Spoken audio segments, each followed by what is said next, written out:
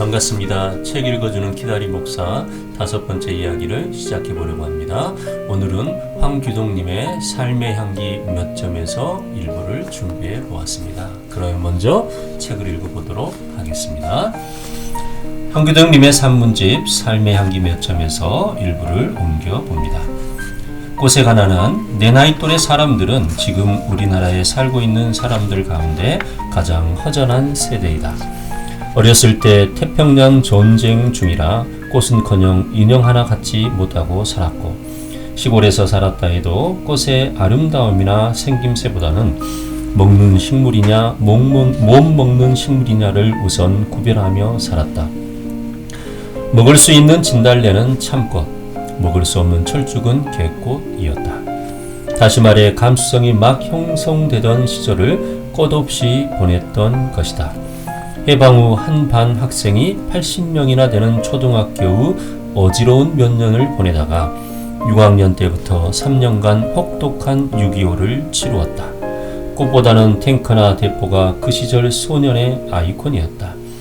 비난 시절 담배와 초콜릿 장사를 할 때는 말할 것도 없고 부산 영도 가는 길에 천막을 치고 공부한 중학교 생물 시간에도 꽃은 거의 관심 밖이었다. 다시 말해 꽃 같은 걸 살필 그런 경제적인 또 정신적인 분위기가 아니었다. 환도하고도 고등학교에선 식물, 특히 우리 꽃에 대해선 거의 가르치지 않았다.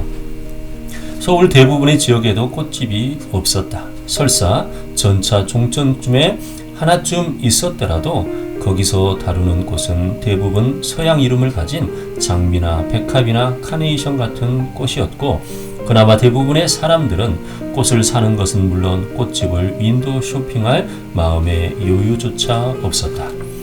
그래서 그런지 내 나이 또래의 신인 작가들의 글에 꽃의 삶이 드러나는 일이 별로 없다. 들에서 피는 꽃은 들꽃이고 가을에 피는 꽃은 가을꽃이다.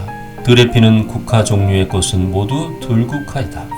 그래서인지 문학 동료들의 작품 가운데서 꽃에 대한 묘사나 서술이 잘못된 경우가 많다.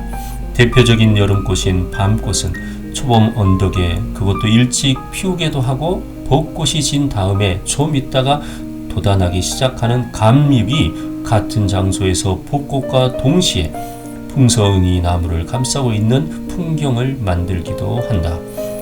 20종에 달하는 참나무 중에서 상수리와 떡갈나무는 가장 잘 구별되는 특징을 가지고 있다. 그런데 그 둘을 거꾸로 혼동하는 산골 출신 작가도 있다. 뿐이랴 깊고 높은 산속에서 사는 가뭄비 나무를 도시 쓰레기장 근처에 서 있게도 한다. 이런 것을 열거하다 보면 문득 슬퍼진다. 꽃에 대한 지식 부족이 아니라 주위 사물에 대한 애정 부족이라고도 할 수 있기 때문이다. 여러분 어떠세요? 공감이 가는 내용이지요. 그런데 사실 우리가 이렇게 살고 있는 것 같아요. 저는요 이 글을 읽으면서 또 우리의 신앙에 한번 대입해 보았습니다. 저는 젊어서 산꾼이라는 말을 들을 정도로 등산을 좋아했습니다. 큰 배낭을 메고 3, 4일을 산에서 먹고 자고 하면서 수없는 날을 보냈습니다. 봄, 여름, 가을, 겨울 가리지 않고 등산을 즐겼습니다. 덕분에 산우라는 별칭을 얻기도 했습니다. 그런데 작가의 글을 읽고 보니 부끄러움이 돋아납니다. 산에 대해 많은 경험을 갖고 있다는 말을 듣게 되면서 자연스럽게 교회나 친구들 그리고 사람들 사이에서 등산할 기회가 생기면 가이드처럼 길을 안내하곤 했습니다. 그럼 자연스럽게 산에 핀 꽃이며 나무들에 대한 전문가로 여김을 받습니다. 그리고 산행 초입에서 꽃들과 나무들에 대해서 많은 질문을 받게 됩니다. 사실 산에 오르는 것은 참 좋아했으면서도 산에 피는 꽃이나 나무에 관해서는 정작 관심이 없었습니다. 그래서 동행들이 꽃 이름, 나무 이름 물어보면 그냥 노란 꽃, 분홍 꽃, 예쁜 꽃, 아직 덜 핀 꽃, 큰 나무, 파란 나무, 노란 나무 이런 식으로 말하면서 웃음을 자아내고만 말았습니다. 산행 초입을 지나면 더 이상 사람들은 제게 꽃과 나무에 대해서 묻지 않았습니다. 생각해보니 산은 좋아했지만 자연에 대한 사랑은 없었구나 하는 생각이 듭니다.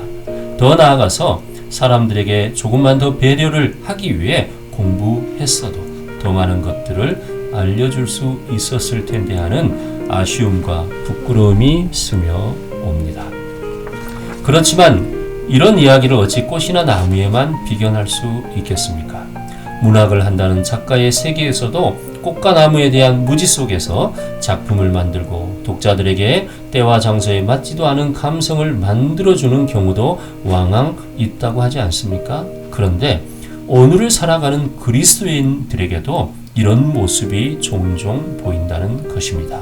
바로 성경에 대한 부분입니다. 여러분은 신앙생활을 한다고 하면서 정작 그 신앙의 바탕이 되는 성경을 얼마나 읽고 또 얼마나 말해줄 수 있습니까? 성경을 읽는 시간이 또 얼마나 됩니까? 혹 설교 시간에 잠깐 읽고 듣는 그런 시간이 전부는 아닙니까? 2013년도 미국인들의 성경 읽는 시간을 조사한 라이프웨이 리서치 결과를 보면 교회를 다니는 사람 중 19%만이 매일 성경을 읽는다고 합니다. 예배 시간을 제외하고 성경을 전혀 읽지 않거나 거의 읽지 않는 이들도 19%의 동일한 수치라고 합니다. 응답자의 36%는 성경을 한 달에 한 번 이상 본다고 응답했지만 너무나 작은 수치가 아니겠습니까? 우리 한국 교인들의 경우는 어떠할까요? 미국인들의 독서량 최근 발표에 따르면 1년에 평균 10.8권을 읽는다고 합니다. 한국인은 2.7권이라고 합니다. 단순 비교할 수는 없지만 일반 도서에 대한 독서량이 4배 정도 차이가 나고 보면 한국 교인의 성경 읽는 비율도 짐작이 될 듯합니다. 우리는 성경을 얼마나 읽고 알며 설명할 수 있습니까? 여러분은 성경을 정말 얼마나 읽고 또 설명할 수 있습니까? 모든 성경은 하나님의 감동으로 된 것으로 교훈과 책망과 바르게 함과 의로 교육하기에 유익하니 이는 하나님의 사람으로 온전하게 하며 모든 선한 일을 행할 능력을 갖추게 하려 함이라 말씀하셨습니다. 그래서 우리의 신앙의 바탕은 분명히 성경이어야 됩니다. 그리고 성경을 읽고 배우는 일에 정말 시간을 쏟아야 합니다. 그런데 정말 우리가 얼마나 성경을 읽고 또 성경을 알면서 사람들에게 성경을 이야기해 줄 수 있고 믿음을 이야기해 줄 수 있습니까? 성경을 읽고 배우는 일에 우리가 마음을 쏟아야 합니다. 정확한 성경 지식을 통해 굳건한 믿음의 기초를 갖고 그 믿음의 기초 위에 말씀을 전해주고 복음을 전해주는 그러한 주님의 사람으로 우리가 살아야 합니다. 오늘 이